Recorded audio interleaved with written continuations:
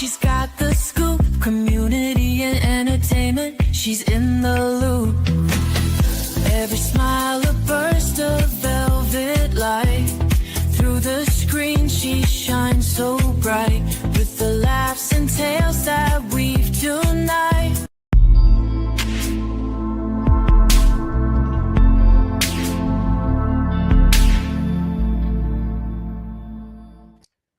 Well, welcome to another episode of SKST Radio, and you're tuned into the Kami Grayson Show. And today I have a special friend. She goes by the name of Dr. Tiffany Renée Jackson. Yes. Welcome, Dr. Tiffany Renée Jackson. Thank you. How are you? I'm doing fantastic. Thank God. I'm doing great. Oh, good. Well, you look great. I love your outfit. You look just beautiful, just radiant. Thank you, Kami. Thank you so much. I appreciate that. Well, girl, you got a busy resume. I mean, you're into music and all. Just tell us who you are and what you do. Well, okay. So first of all, thank you so much for sharing space with me on your platform. It's really a privilege, and I thank you for that. Absolutely. Absolutely. Thank you. So there's so much to share. Well, first, I was born in Philadelphia, but raised in New Haven, Connecticut. So I'm a Connecticut girl. Okay. Yes. Was raised in the church. So, of course, music and the arts were very prominent in my church growing up, as well as in school. I was always a part of anything that was either sport related or music related. I have an undergrad degree from the University of Michigan, and I have a master's of music from Yale University. And I have my doctorate degree from the University of Connecticut, have a doctorate of musical art. And in my studies, it covered things like music theory, languages, vocal pedagogy, all things. I'm an opera singer, but I also sing jazz, and I teach all of the genres because I have students who have many diverse interests in music and vocals and things of that nature. But what I do ultimately is I inspire through music. Is really what I love it. I love it. Well, girl, I love opera.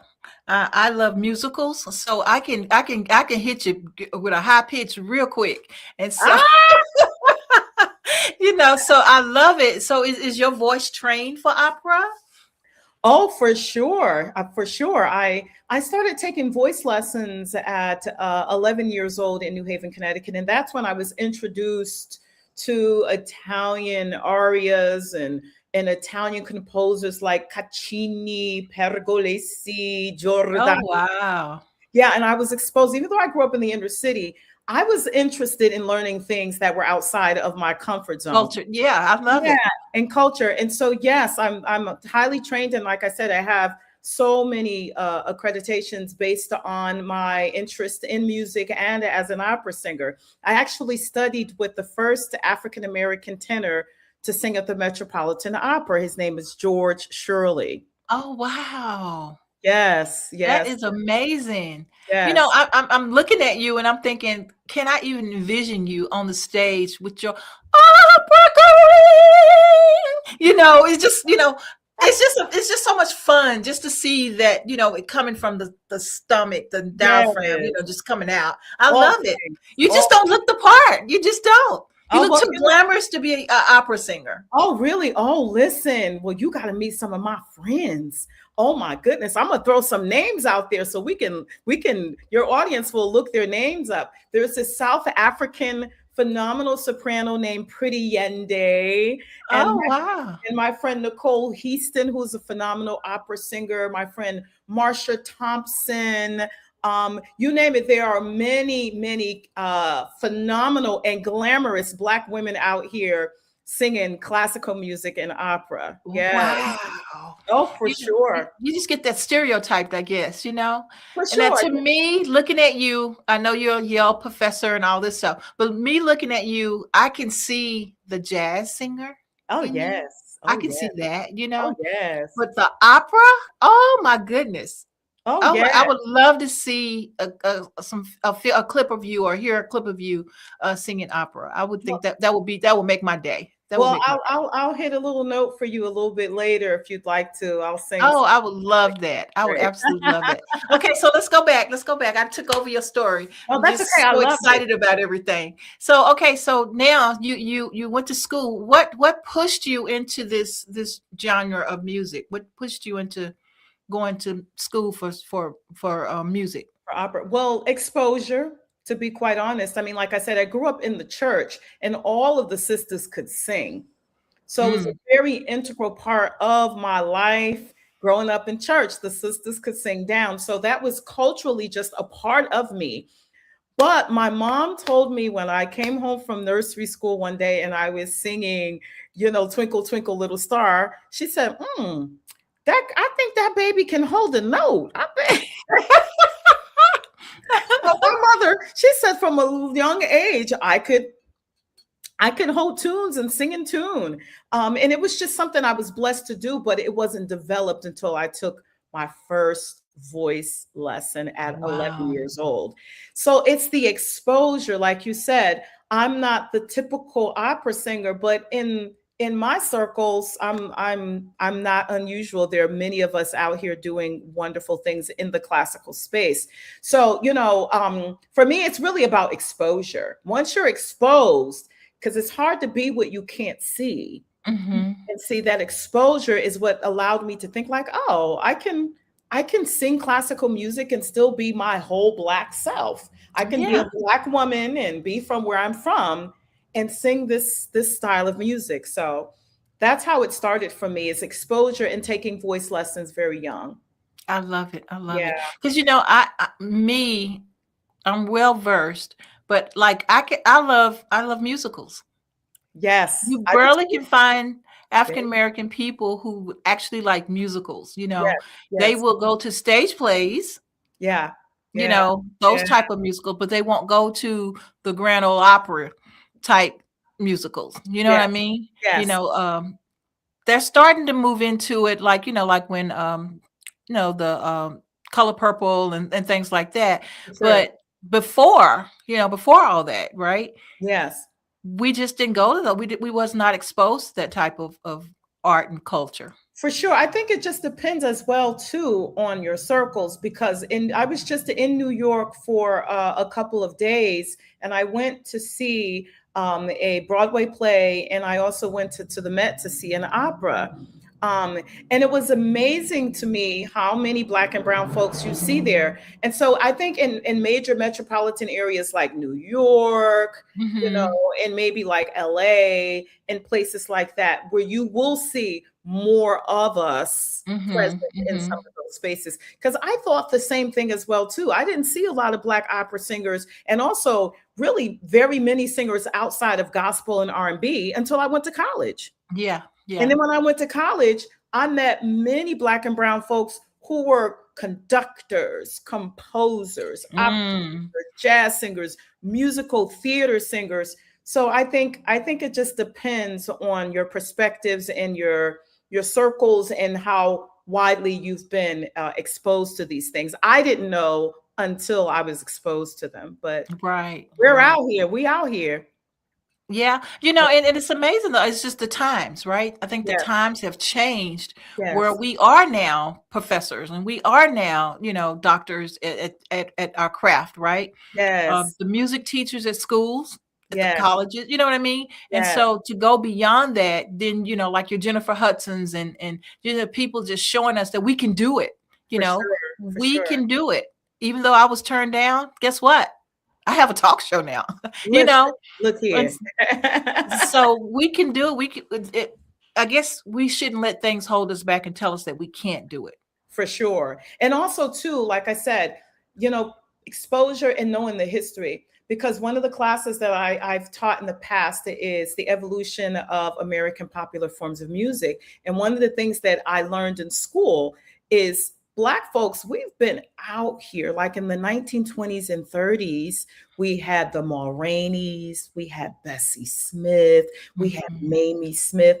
I mean, Black women were the first to record the blues, and a lot of people don't know this, but Right. it wasn't easy for us now. We had to protect our bodies and our money, and, because Bessie Smith, she used to carry a gun with her. Oh, yeah.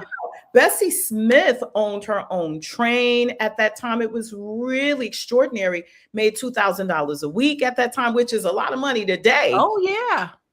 So we're out here. It's just if it's not being taught, if we don't know that it existed, it could seem as if it's not a thing.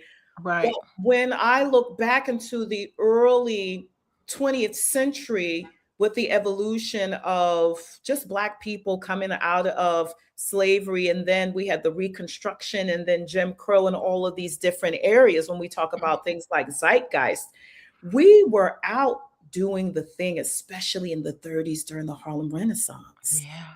We were out there, sis. So since I've been at Hampton, I've been exposing students to our history in the arts and in the performing arts.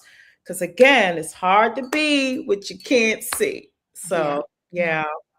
We're going to take a quick break, but when we come back, I want to learn Carnegie Hall. I want to learn what that was like, Okay. because that's one of those places that I've never been, and I would love to know, what that's like. Definitely. Calling all authors. Is your book ready to go from finished to fully seen? The Kami Grayson PR agency is your partner for premium branding, copyright and trademark guidance, cinematic book trailers, polished author websites, media exposure, and monthly marketing support. We don't just promote books, we build. Story has a moment when it finally meets the world. And for author Kami Grayson, that moment is now. This book is more than words on a page. It's a journey, a message, a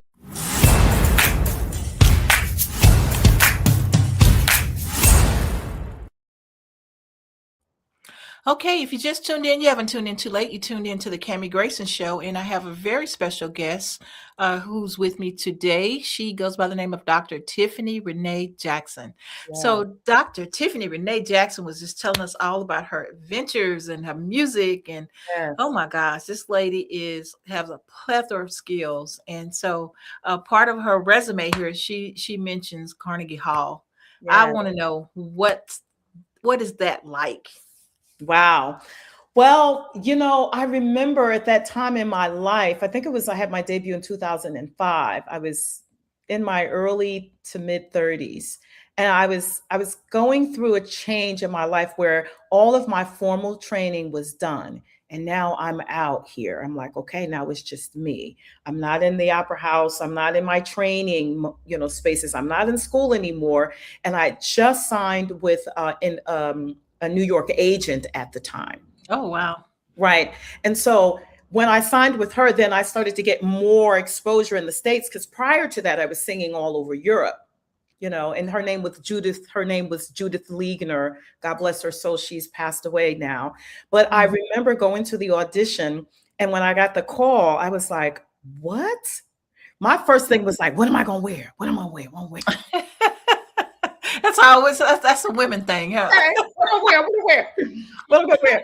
So I was thinking right away what I'm going to wear. And if when you go to Carnegie Hall, because one day you should go, there are many different venues within Carnegie Hall. Like you have like the main stage, but then you also have these smaller, venues within the main. And so being on that main stage, what it reminded me of is when Duke Ellington performed there. I'm like, I'm in a space where Duke was. I'm in a space where Mahalia Jackson stood. I'm in a space where Leontine Price stood, who was one of the first international Black opera singers. It put me in the mind of the people that came before us. Yes. The people who paved the way. Yes. Yes. And I believe the first African-American to sing in Carnegie Hall, certainly opera singer, they called her the Black Patty. She was a phenomenal opera singer, had her own opera company back in the 1920s and 30s. And so she was the first to sing in Carnegie Hall. They called her the Black Patty. Wow. Yes. So why do they call her the Black Patty? Do you know? Well, I know because, at that time, and even prior to that, like in the 19th and 18th century, many of the singers had names that were sort of not, how can I put this? They represented a Black version of a European version. Got you. Okay. Right. Okay. I Right. think Dream Girls when you said that. Yes, Yeah. Okay. exactly. Yes, yes, yes. They become sort of like that white version of, excuse me, the Black version of a white version. Yeah, and it's just, when I think about these things, it again reminds me of the shoulders that I stand on. Mhm. That's what it reminds me of, and it puts me in a very humble mind, in a humble space, because when it comes to opera, the most, I would say, important opera house and major opera house in the world is the Metropolitan Opera, and it's in New York City. Mhm. And they did not allow Black folks to sing there until Marian Anderson had her debut there. Now, Marian Anderson was an African American contralto, beautiful voice, who was Mm. known for standing on the steps of the Lincoln Memorial because she was not allowed to sing in Constitution Hall in Washington, D.C. So she Wow. stood on the steps of the Lincoln Memorial with her floor length mink singing My Country 'Tis of Thee. She was the first Black person to sing at the Met. And I want to say it was sometime in the 1940s. She was beyond her prime, right? But so the Mhm. greatest opera house at one point was a segregated space. So Wow. prior to that, Black folks had to either go to Europe to sing, or they had to sing concert music. So the Mm. Black Patty is also known as Sissy Aretta Jones was her name. Her birth name was Sissy Aretta Jones. And she created her own opera house and her own company because she was not allowed to sing in the opera houses in the United States. Wow. Right. Mhm. So yeah, that's what I think about when I think about Carnegie Hall, is I think about those people upon whose shoulders I stand. Wow, that's Yeah, amazing. It's yeah. amazing. I'm so proud of you. I'm so proud that you are out there doing what you do, making us feel good that we do have a spot, in that world, and Yes. it's so good. I mean, it's the people that you're training, right? Your students, Yes. you're preparing them to be the next generation of you. And Yes. so I just think that's amazing that you're able to do that and you actually pursued and kept going. So with that being said, I want to talk about support. Yes. What type of support did you have through your journey? Through my journey, I will tell you that my mom is my hero. If I talk about her too much, I'll start to sob. My mother, who is still with us, my mother is going to be 78 years old. But if it wasn't for that Black woman, because my Mm. mom grew up in Jim Crow South, my mother's father was a sharecropper. So my mother picked cotton. See, a lot of times when people think about chattel slavery and slavery, they think about the 18th century, the 19th century. No, my grandfather worked a plantation in the 20th century during my mother's lifetime. So my mother is my hero because she couldn't go to school and she couldn't do the things that, I was given the opportunity to do. She preached education. She's like, y'all Mm. going to school. Y'all, I don't know where y'all going, but I know y'all going to college. So my Mhm. mother preached education. My mother is self-taught when it comes to things like etiquette, how to present yourself, how to be respectable. My mother took us to church. My mother is that support base. And still to this day, the decisions that I make, I'm like, oh, my mother will not like that. Like, oh, mommy would like that. My mother is that person, and not even in a generic way. Well, most people will say, like, yeah, my mother. But no, my mom, my mother, she made so many sacrifices for me to be where I am, for my mother to have an eighth grade education and for me to have a doctorate degree. It makes me want to weep, you know, Wow. Yeah. because Yeah. again, without those examples, that humbles me, because for me, yeah, I'll talk about my credentials all day, but what's most important to me are those relationships that I Mm. have with my mom she's that main support for me. And of course, there were people in the community who supported me in New Haven, Connecticut, because, you know, here you got this Black girl raised in the projects singing opera. Like, what? You know, I mean, you know, even lots of like white people supported me, and they were donors, they were benefactors. They bought my recital dresses and gowns. And, you know, I had the support in part because what I chose to do was unique. I know that it's the fact that I'm an opera singer, and that opera was my first choice in terms of a genre, that it made people more interested in supporting me. Yeah. I You can know? see that. Yeah, I that my love it. mama is it. And of course, God, you know, of course, God, I mean, that's my center right there. You know, as Yes. a matter of fact, I've been doing some fasting until 6 p.m., been drinking all fluids all day and eating solids after 6. I'm sharing that with your audience because I want to talk about how important it is for us to take care of our spiritual, emotional, and psychological selves, especially in these days and times. It's a lot going on, and people are feeling very heavy and down and depressed and all of that. So, you know, I come against all of that mess. So I've been, you know, kind of turning the plate down all week, eating at 6 o'clock, and I feel good. That's good. Well, you look good. You look great. I don't look like I'm hungry, right? And I am, No. but No, you don't look like you're hungry. I'm starving. But, you know, to God be the glory. You know, sometimes you got to make those sacrifices, because spiritually right now, I'm like, I got to get endowed because there's too much mess happening around me. And I have some important things coming up in my life. And I don't know if we were going to talk about this, but one of them is which I just got hired to be an assistant professor at Florida State University. Wow, FAMU, look at you. Congratulations. Yeah, it's adjacent to FAMU. Florida is FSU, and then FAMU is adjacent. So I'm so glad I still get to be adjacent to the HBCU where I am now. Oh, But wow. FSU is definitely a PWI every day, all day. But this is a wonderful opportunity for me. I'm sad because I love my students at Hampton and we've bonded, and but I let my students know that, you know, I'm leaving Hampton, but I'm not leaving you. That's different. Right. Once you make those connections are a lifetime. So I'm grateful. So I'm also sacrificing and consecrating because of where I am about to go. Wow. Yeah, Congratulations. thank you. See, like I said, I'm proud of you. I mean, it is so amazing that to see a woman like you who look like us actually living those dreams and making it happen.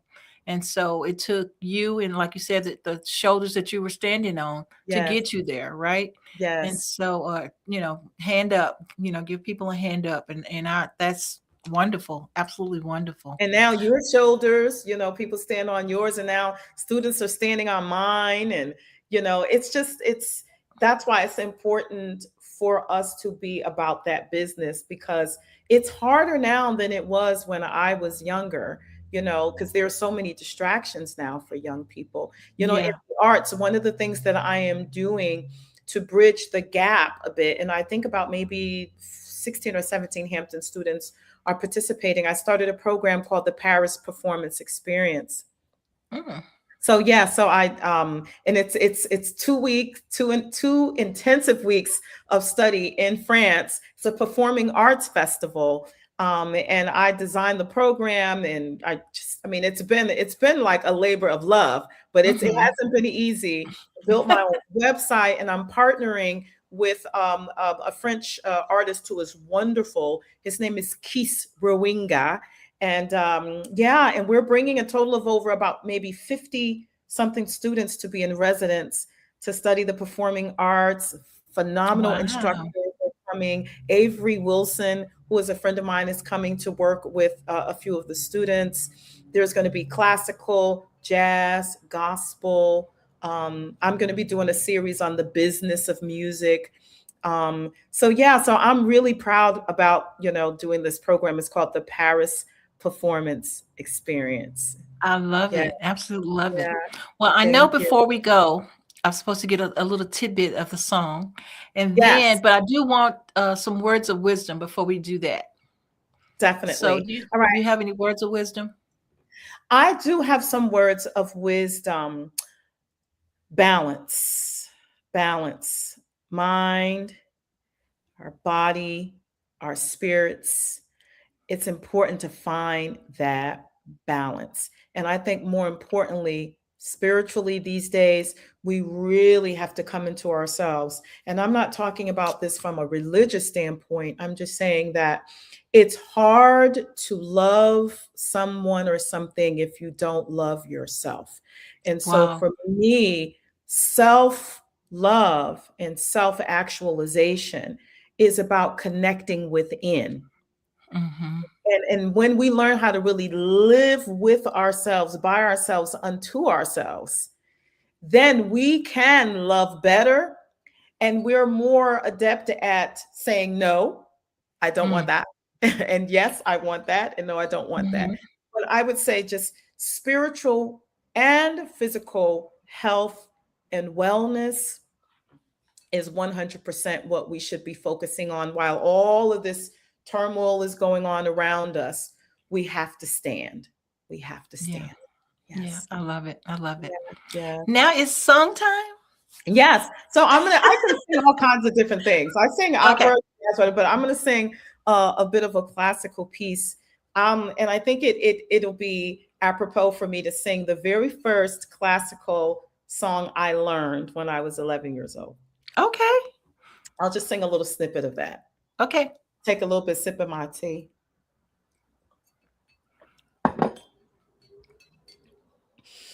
Caro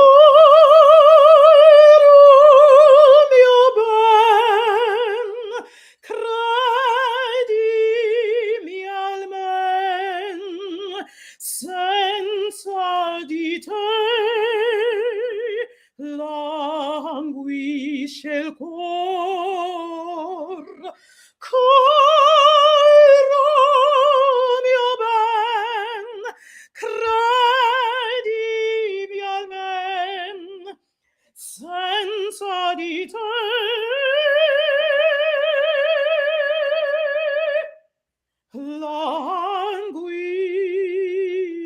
languisce il cor. Oh, I love it. So smooth and clear. I just love it. Oh my gosh. Thank you. Thank you for that. Wow. That was amazing. Oh, I Thank cannot wait you. to hear more of your work. I'm so proud of you. Keep going, keep going, keep going. And Thank you.